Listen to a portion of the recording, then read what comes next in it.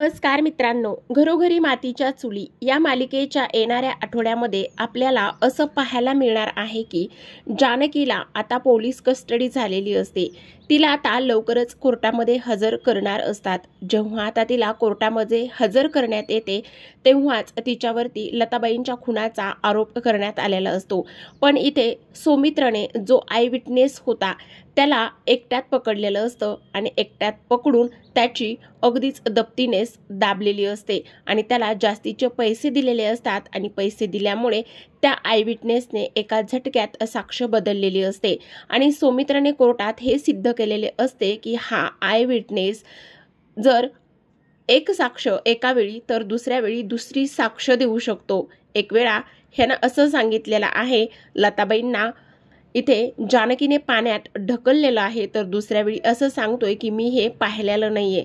मग याची साक्ष कशी खरी आणि कशी खोटी मानायची?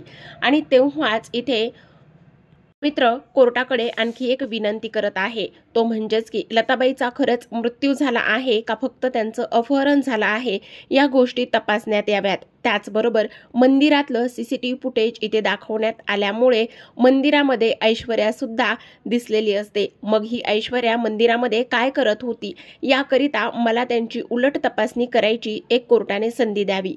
तेव्हाच जज साहेब इथे सौमित्रला ऐश्वर्याची चौकशी करण्यासाठी परवानगी देतात। आता सौमित्र इथे ऐश्वर्याला प्रश्न विचारत असतो।